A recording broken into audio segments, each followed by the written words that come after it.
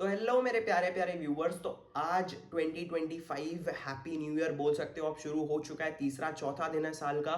But इसी के चलते दौरान चाइना में बहुत ही बेकार एक तूफान छाया हुआ है। 5 साल पहले जिसने पूरी दुनिया को हिला के रख दिया था, कोविड-19, कोरोना वायरस, लॉकडाउन, ये सब नाम को सुन के ही लोग डरते थे। वही चीज क्या आगे हो सकती है? फरवरी, जनवरी एंड मार्च, अप्रैल में क्या हम लॉकडाउन में रहेंगे? तो इसके बारे में आज हम इस वीडियो में जानेंगे। तो चीजें जो है शुरू हुई थी पिछले साल अक्टूबर 2024 में, जो चाइना में सर्दी का मौसम था। तो वहां पे जब इन्फ्लुएंजा ए, माइकोप्लाज्मा, निमोनिया जैसे काफी सारे डिजीजेस फैलते चले आ रहे थे, उसके बीच में एक नया डिजीज जिसका चाइना के पास बिल्कुल क्योर नहीं था, वो भी चल पड़ा। HMPV, human Meta Numa virus, जो काफी हद तक कोविड-19 को रेप्लिकेट करता है। एंड अब तक किसी को कोई आइडिया नहीं है कि ये क्यों फैल रहा है, कैसे फैल रहा है, इसका क्योर क्या है।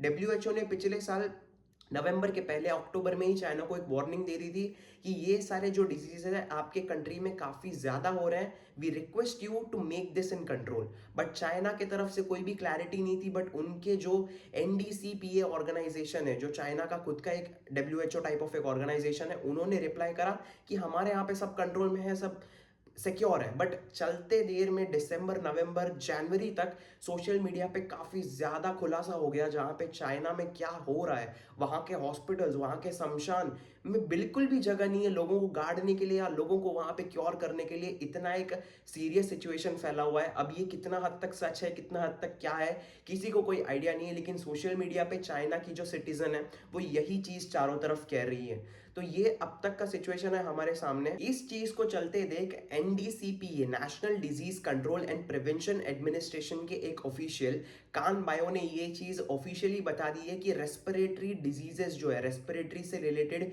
जो भी इंफेक्शियस डिजीजेस है, वो काफी ज्यादा हमारे कंट्री में फैल रही है। एंड HMPV का भी खुलासा किया गया है, जो है ह्यूमन मेटा न्यूमो वायरस, कोविड-19 से काफी रेप्लिकेट करता हुआ एक नया डिजीज। तो ये चीज काफी तेजी से वहां पे फैल रही है। जो छोटे छोटे बच्चे हैं, और दिसंबर के जो स्टैटिस्टिक्स के हिसाब से ये पता चल रहा है कि कोविड-19 बड़े और बुजुर्ग में पिछले टाइम बहुत ही घातक था।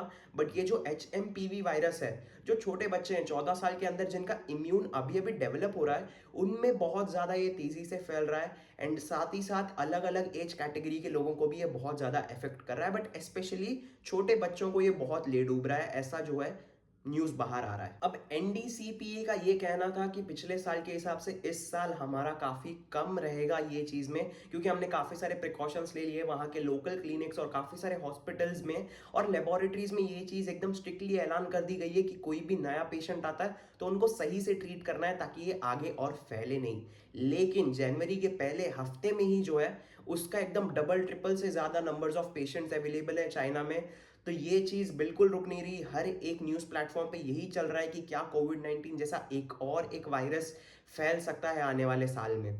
तो इसका जवाब अब चाइना ही दे सकता है। एंड एक और चीज गाइज, मास्क पहन के घूमो। इसके आगे आप कहीं भी जा रहे हो, कहीं भी घूम रहे हो, तो ट्राई करो कि कोविड-19 में जो जो प्रिवेंशन हमने किए थे वही चीज हमें वापस से करना है। एंड एक और चीज, छोटे बच्चों में ये बहुत ज्यादा फैल रहा है। ये एक नई चीज है जो हमें इस वायरस के बारे में पता चल रही है। कोविड-19 से कुछ अलग है इस बार। तो यही कहूंगा सबको कि सेफ रहो। मैं ये वीडियो जितना छोटा हो सके उतना छोटा बनाना चाहता था, क्योंकि मुझे जो है कंटेंट एकदम क्रिस्प रखना था, जो बताना है वही बताना था। तो आपको अगर कुछ है, कोई थॉट्स है या कुछ है, तो आप कमेंट में ड्रॉप कर दीजिए। बाकी कुछ अगर आपको जानकारी चाहिए तो इंटरनेट पे काफ़ी कुछ पड़ा हुआ है, आप सोशल मीडिया पे भी जाके देख सकते हो। वीडियोस बहुत ज़्यादा वायरल है, चाइना में क्या हो रहा है क्या नहीं हो रहा है। अपडेटेड रहो गाइज। एंड इसके आगे कोई भी अगर इससे रिलेटेड अगर न्यूज़ आती है तो मैं डेफिनेटली आप तक पहुंचाऊंगा। तब तक के लिए थैंक यू सो मच। मिलते हैं अगले वीडियो में।